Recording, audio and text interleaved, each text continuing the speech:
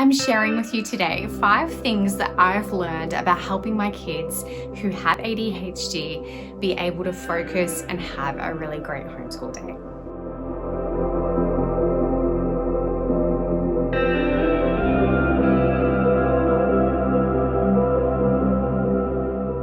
New here, my name is Tiffany and this is Into Life Homeschool. My channel is all about motherhood, homeschooling and organisation, so if those things interest you, I would love, if you haven't already, to subscribe. Hit that red button, hit the bell so that you don't miss the next video. Okay, I'm just gonna get straight into it because this is gonna be a really simple, really to the point video on helping kids that maybe struggle with concentration, maybe struggle throughout their day to remember what they need to be doing, or just to help them be a little bit more independent. These things are, I'm not a doctor, I'm not an expert on ADHD. These are things that I have worked on with my kids, with an OT, and these are approaches that have really worked for our family, and I was just hoping to help other families that might be looking for some simple approaches as well to incorporate into their homeschool. The first tip would be, if you do plan your day, some of the work that you might be planning on doing in your homeschool, or you have your week kind of planned out with your excursions and your trips and things like that, whatever you plan, have it on a display so that your kids can actually see what's going on. Include the fun things as much as the schoolwork. Have a nice balanced view on the week ahead so that they know what's coming up. They have that constant visual, and display it in a way, if you can, this is what I found so helpful, display it in a way so that they can see their progress through the week, so that they can see that they've accomplished some things, that things are being ticked off, and allow them to even tick those things off. We have a large TV screen in our homeschool space. Our homeschool space is our living room, so we have the TV, and I actually screen share my Freely Homeschool Planner onto our TV, and it shows in a really big grand way what we've got going on that week and where we're tracking and how it's going. And I like to I always incorporate all of our fun outings, plans for the week, gymnastics, all of the things are in that week plan, and the kids really love to have that visual because they know what's happening on each day and they can just see where they're at, and it's really, really helpful. The second tip that I have is work with when your kids are at their best. Now, that sounds a little strange, but work with your kids when they are at their best. So we all have, certain times of the day where we are at our best, and then other times of the day where we're not so happy to be doing certain things. So for example, if your kids get up in the morning and they're bouncing off the walls and they need to move their body, then they need to move their body. We cannot fight these things. We have to be able to allow them to move and to do what they need to do, to listen to their body first and foremost, and not ignore the things that they need to be doing. Kids have a really great way of seeking out what they need in order to regulate their body, in order to regulate themselves, their mood, everything. So we need to be able to kind of encourage that and allow them to go, well, if you need to be moving your legs right now, then move your legs, and have a solution for them. So I think that is really a wonderful thing to be able to incorporate in homeschooling. It's something that I'm really grateful to be able to do during homeschool, that my kids can actually listen to their bodies and know that they can go to the toilet when they need to go to the toilet. They don't need to ask permission. They can have a drink when they need to have a drink. And I also incorporate things like lots of textured soft blankets and soft places to fall. Like we have our memory foam bean bags. They're actually called a cloud sack. It's filled with memory foam. It's super squishy and really great to jump into, and the kids they actually jump into it, and it's actually really grounding for them. Skipping ropes, we use them inside and outside. We have a kinderboard when they need to be moving their legs. We have a exercise bike with a desktop, and they can be watching a Khan Academy video on math and a math lesson while they're pedaling away. That is one of our favorite things, and it really helps them to be able to concentrate on what they're watching they're doing the same thing that they need to be doing for their body at the same time. They can still learn when they're moving. It's a myth to think that if they're concentrating on moving, they can't concentrate on learning.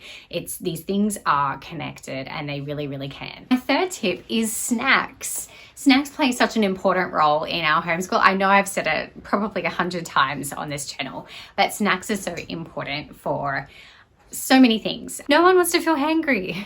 We all have those moments. We all have those moments when we have forgotten to have a snack, or where our bodies need that fuel and we don't have it, we don't give it to them. So we start to lose our tempo, we start to lose our concentration. We're not able to focus on what we need to be doing. I even do it to myself all the time. So of course our kids are even busier in their heads. They're, learning so many different things, they're running around, and they don't realize that they're actually hungry until they sit down and the books come out. It's not pre-planned. It is what it is. So I always have snacks up my sleeve, whether it's just a bowl of fruit cut up and put in the fridge, or if it's bliss balls are another favorite that we make a whole bunch of. I keep some in the freezer and I have some in the fridge as well. And just having some dried fruit can be really, really fantastic. In fact, dried fruit acts like chewing gum, it's actually something that our OT constantly recommended for my son, who has dysgraphia and struggles with writing, and it helps him to be able to concentrate on writing. It allows him, he has Tourette syndrome as well, and it can actually help him with concentrating on the chewing rather than the kind of connections to the impulses of tics as well. So there's definitely some interesting things behind that, which are way above my head, but I have definitely noticed that when he's chewing on things like that, it really allows him to be able to concentrate and write way, way, way better than when he is not chewing or doing something. Tip number 4 is really an important one for me. It's connection over correction. So if you have kids that are sensitive to making mistakes, I know how you feel. I am the same.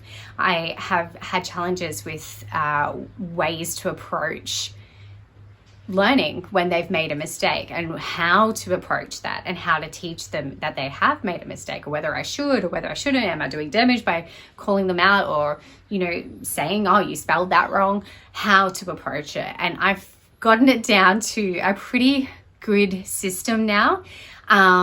I have to say, if your child has spent 5 minutes of painstakingly creating a beautiful paragraph of handwritten work, the first thing you do not want to say to them is you spelled something incorrectly. You need to be so happy they did an amazing job, how much effort they put into that, how much, just how wonderful that they have done. It's just so important for them to be able to hear that, to be boosting their confidence, to be helping them move forward always in their advances of writing and doing the things that don't maybe bring them joy, but they're doing it and they're giving it a go, and the more they do it, the easier it's going to be.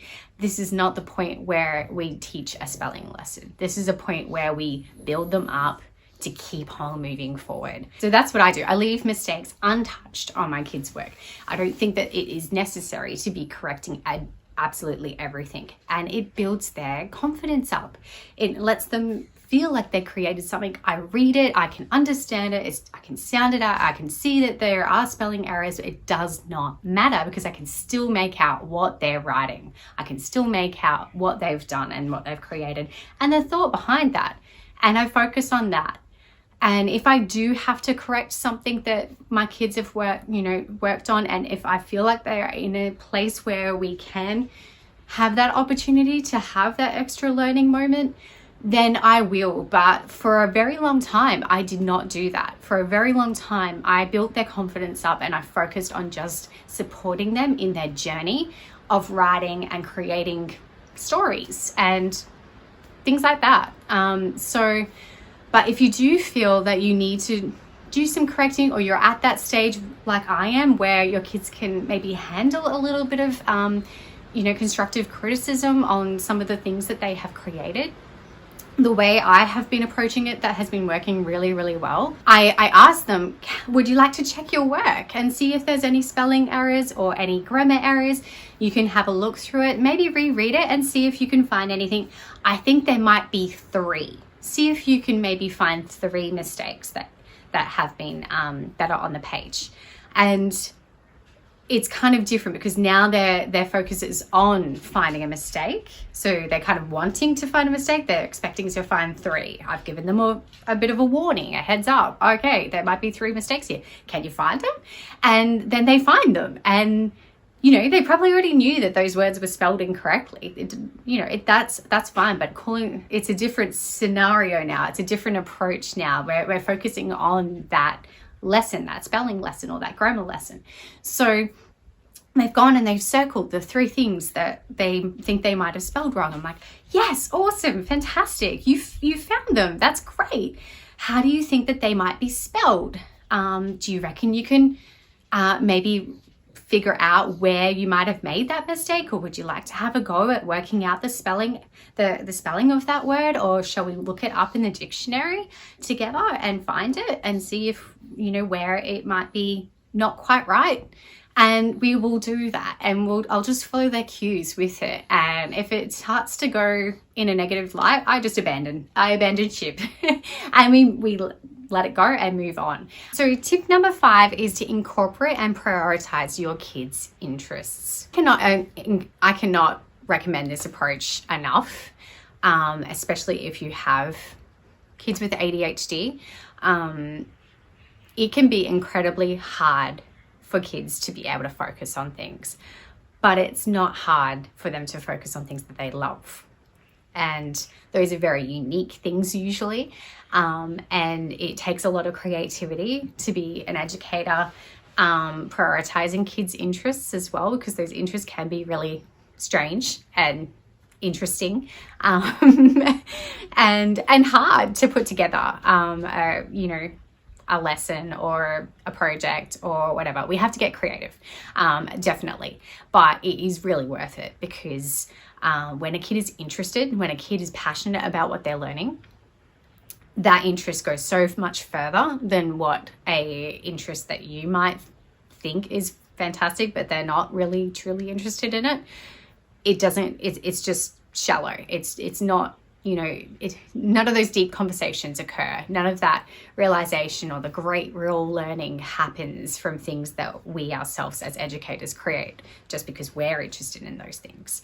If we're really coming from a place where our kids are on fire for that, they're passionate about that subject or that animal or whatever it is, that insect, then they want to learn everything there is to know about that. And we can do that. We can facilitate that. We can guide that, and we can help them learn how to research.